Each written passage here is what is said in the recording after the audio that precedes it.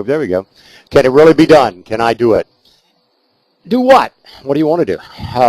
Is it money that you want? Is it a new car? Put your kids through college?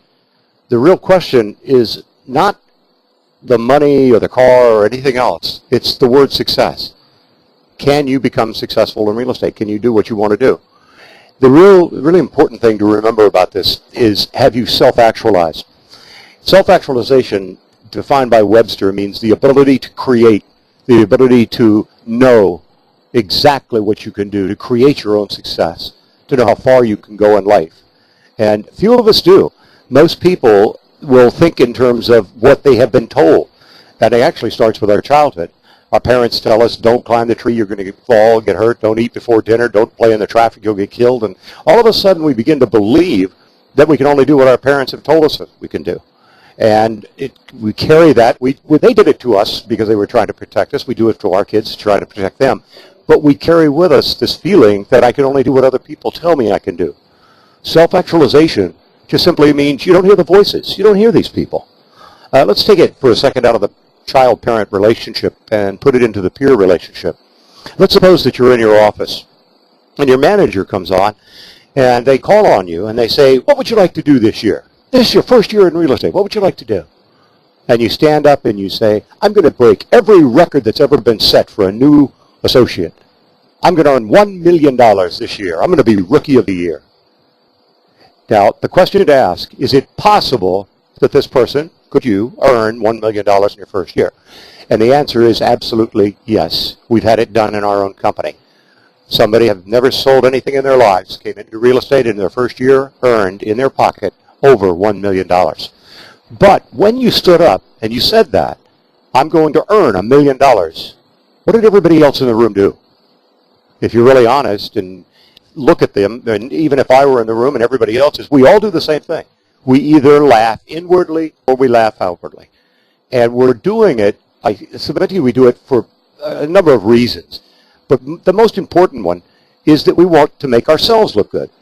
And so what we end up doing is simply trying to pull that person down by some means. I mean, we could even say, hey, don't set your goals that high. I mean, we have one heck of a Christmas party. You don't want to miss it. You know, if you give up, if you fail, and trying to pull them down to my level. If I'm only earning, say, $100,000, then that person's earning $1 million.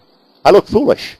But if I can convince them that they're only worth $1 million or worth $100,000, then I look normal. And if I can shove them below my level, then in turn I look normal, or I look even better.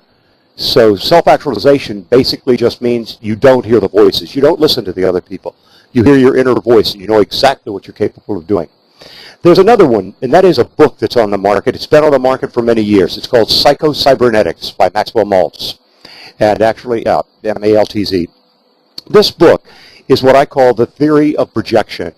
And what I mean by that is that it will allow you, once you have learned this concept and just self-internalized it yourself, it will allow you to be able to project yourself to where you want to be.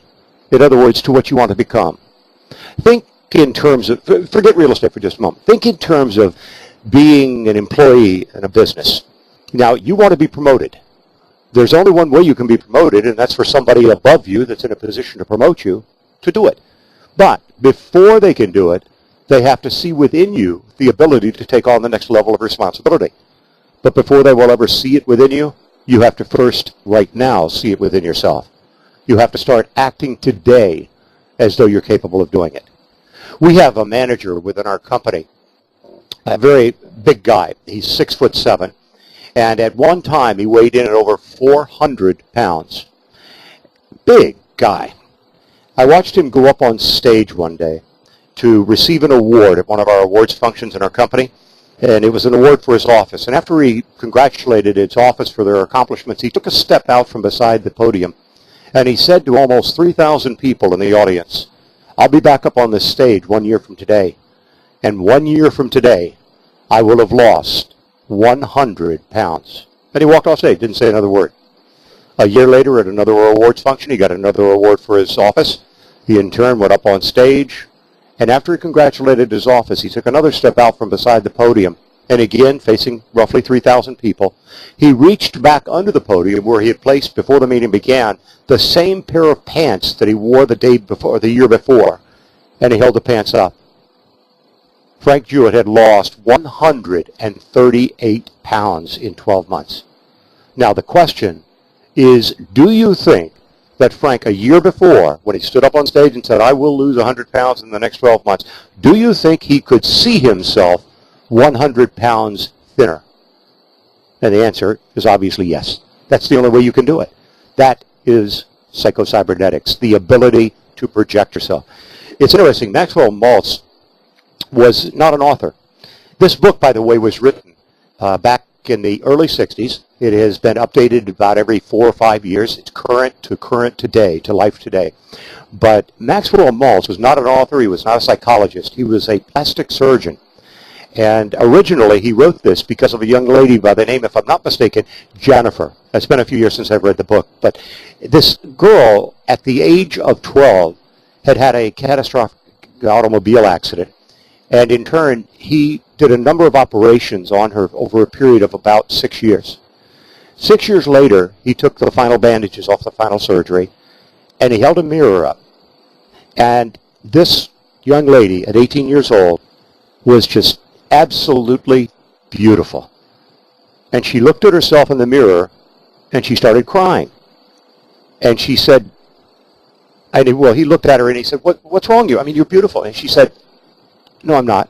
I'm ugly. And that's when he began to realize that she couldn't see the face. All she could see were the former scars. And in turn, he wrote this book to help his patients get past the scars, to see the future, to see what they could be. And he self-published it and gave it out to his patients. Within 12 months, it was picked up by the Times bestseller list for self-help books, and it's been on that bestseller list ever since, for almost 50 years. It's an incredible book. You really need to buy it. Again, you can get it anywhere, at Amazon.com, Barnes & Noble, any bookstore that you want to go to. Let's look at some other ideas and some thoughts that might help you become successful in real estate. The chaos of human nature. First of all, we tend to gravitate to the path of least resistance. Let me ask you a question, and I want an honest answer now. Which is easier, sitting in front of the computer in your office or standing in front of a for sale by owner's door? Did you say door or computer? Where do most real estate salespeople spend their career? Watching the game, but not playing it. And so the tendency is just to gravitate to the path of least resistance. And then we also have an addiction. It's an addiction to avoidance behavior. Have you ever heard of the term endorphin? It's a chemical in the brain. Well, there's another term also used. It's called endorphin rush. Now, let me explain what I mean by an endorphin rush. And this is the addiction we have. And this is really stronger than any drug you may have ever taken in your life. It is really an addiction that you want to avoid. But let's suppose that you're driving around looking for sale by owners. Not a rhetorical question here. Have you stopped and walked up and knocked on the door of every for sale by owner that you see? Have you done that? If your answer is no, my question to you is, why didn't you? Why didn't you go up and knock on the door? Now, the obvious answer that you'll give yourself is, if you're new, well, I wasn't trained.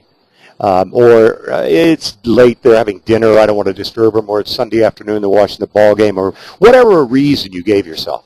The moment you passed by that house, you had that rush, that endorphin rush, because you gave yourself justification as to why you didn't have to go up there and knock on that door. And that is, again, an addiction that is beyond belief. We just gravitate to it. Let's suppose that your manager asks you on Monday at the meeting, they want you to stand up and talk for 15 minutes about what you have learned through Leaders Elite. How are you going to sleep over the weekend? Are you going to feel, a little restless? Are you going to have a churning stomach? What's going to be your thoughts? You're going to be totally prepared? All right, Monday morning, your manager calls and they say, John, I really hate to tell you this. I'm really sorry, but something came up and we just can't put you on the meeting today. Wow. How do you feel? It's like you just slunk out of your chair. Just the total addiction is there. The addiction to avoidance behavior. And that is the endorphin rush. The minute it happens, you'll know it. Let's go to the next one. The lack of personal accountability. If you don't hold yourself accountable, you will eventually lose respect for yourself. Why? You'll fail. If you fail enough in life, that means you will lose respect for yourself over a period of time.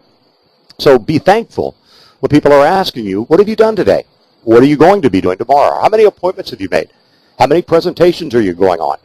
Within our company, we have a field trainer program, a mentor program, if you will, where each new associate is assigned someone to ask these questions. But the really important part of it is that the mentor, the field trainer, will stop asking these questions if the new trainee, doesn't hold themselves accountable. So it starts from within. If you're not holding yourself accountable personally, no one else will. Not your manager, not your mentor, no one. So it all starts from within. You have to hold yourself accountable. Let's go to the next slide. The curse, the cause, and the cure of a negative self-image. First of all, the curse. Poor productivity in life. In other words, continuous failures. Again, why do we do that? Because we've been told that. Do you remember what we talked about at the beginning? It's the careless and sensitive comments of others. Other people telling us what we can do, what we can't do. And so what's the cure? We covered it earlier. Self-actualization. You don't hear those voices. You know exactly what you're capable of doing, and you go for it. You do it on your level, not on theirs. You do it on your level. The most important part of it. Look at goals versus priorities. This may sound a little strange, but a goal looks into the future, and a priority looks into the past. What I mean by that is that you will never know what your priorities were until the end of the day. Your goals, you have all these lofty goals at the beginning of the day, but when you look back at the end of the day what you did, you find they weren't my goals. I didn't do them. My priorities were something else. Later we're going to talk about setting priorities in the ABC system, but one thing that's really interesting about what we do in an average day, and that is you will always find time to do the things that you want to do. Always.